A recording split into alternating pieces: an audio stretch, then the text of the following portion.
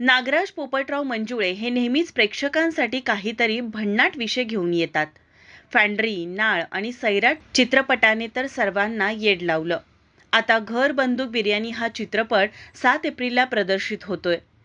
7 April रोजी प्रदर्शित होणारा घर बंदूक बिर्याणी एकाच वेळी मराठी, हिंदी, तामिळ आणि तेलुगू भाषेत प्रदर्शित होणार आहे. टीझरमध्ये पोलीस आणि डाकूंची चकमक दिसत असून हा पाठलाग कशासाठी आहे आणि यातून काय निष्पन्न होणार आहे हे चित्रपट पाहिल्यावरच कळेल.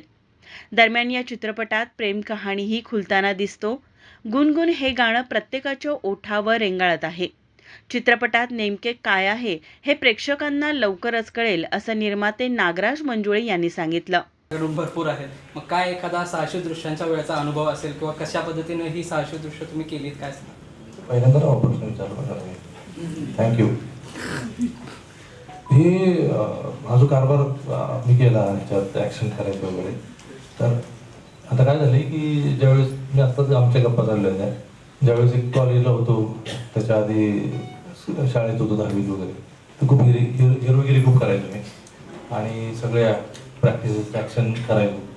पण त्यावेळेस कुठे कॅमेरा नव्हता, मोबाईल पण नव्हता आणि हे बॅक किक मारणे, फाईट करणे, आम्ही आमचं प्रॅक्टिस करत राहिलो पिक्चर बघून.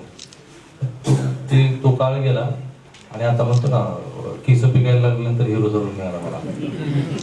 त्यामुळे जरा मजा आली, पण करणं जरा अवघड होतं जे काही करत होतं. तर त्याला प्रॅक्टिस करायला लागली. गगनबावड्यात हे काही कष्ट घेतलं वगैरे याला काही अर्थ नाही, ते काम तुम्हाला आवडते का नाही महत्त्वाचं. पण माझ्यासाठी ते अवघड होतं की जे काही करतोय ते, आणि आमचे जे फाईट मास्टर होते त्यांनी जे काही डिझाईन केलं, मी क्रिएटिव्ह दिग्दर्शक म्हणून, हेमंत दिग्दर्शक म्हणून आणि आमची टीम सगळी त्यांनी जे ठरवून प्लॅनिंग केलं त्यात हे करायचा प्रयत्न केला. कष्ट पडतातच आणि कष्टाविषयी नंतर बोलू जर फिल्म तुम्हाला आवडली तर, नाहीतर आपलं गप्प बसलेलं बरं. परत कष्ट करायला लागणार पुढच्या वेळी. बिर्याणीमध्ये सगळे जिन्नस असतात आणि त्याची प्रत्येकाची एक खासियत असते जी बिर्याणीला अधिक चविष्ट बनवते. तसेच या चित्रपटात विविध प्रकारची गाणी आणि रोल आहेत.